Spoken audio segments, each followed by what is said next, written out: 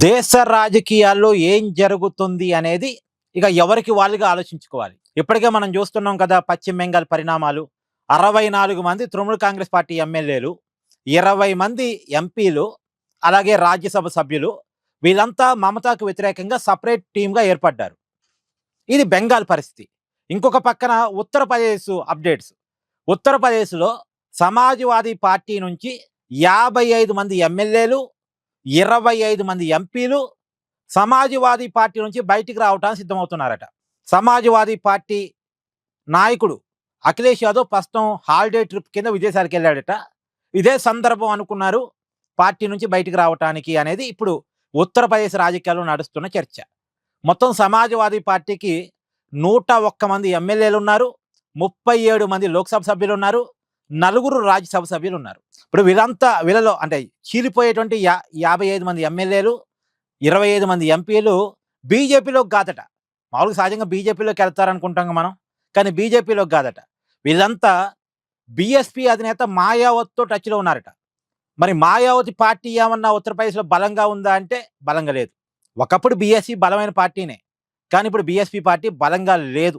మరి ఇది నిజమా కాదా తెలియదు. మరి బీఎస్పీ పార్టీతో టచ్లో ఎందుకుంటారు? అయితే ఒకటి ఉంది, బీఎస్పీ పార్టీ బీజేపీతో దగ్గరగా ఉంది కాబట్టి బీజేపీ డైరెక్ట్గా వాళ్ళని చేర్చుకోకుండా బీఎస్పీ పార్టీలోకి ఏమైనా పంపిస్తుందా?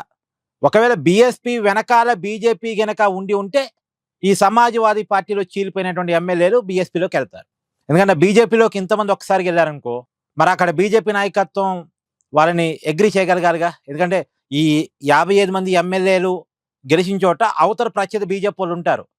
ఇప్పుడు వీళ్ళు పోయి బీజేపీలో చేరితే బీజేపీలో ఆల్రెడీ ఉన్న వాళ్ళు చాలా ఇబ్బంది పడిపోతారు. ఆ నియోజకవర్గాల్లో వాళ్ళు వెల్కమ్ చేయకపోవచ్చు వీళ్ళని. సో అది బీజేపీలో ఒక ఇంటర్నల్ తిరుగుబాటు కారణమైంది. కాబట్టి బీజేపీలోకి చేర్చుకోవడానికి అవకాశం లేకపోవడం వల్ల వీళ్ళని బీఎస్పీలోకి ఏమైనా నెట్టేస్తున్నారా అనేది చూడాలి. ఏదేమైనా ఎస్పీ పార్టీలు, సమాజ్‌వాదీ పార్టీలు ఇప్పుడు చేరిక రాబోతుంది అనేటువంటిది.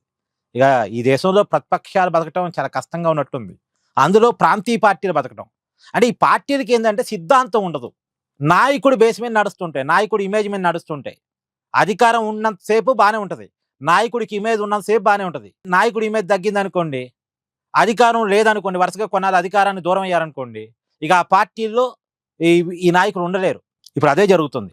అదే తృణమూల్ కాంగ్రెస్ పార్టీలో జరిగేది అదే, సమాజ్‌వాదీ పార్టీ విషయం కూడా జరుగుతున్న ప్రచారం అదే. దీని మీద మీ అభిప్రాయాన్ని కామెంట్ చేయండి. Please do like, share and subscribe this channel.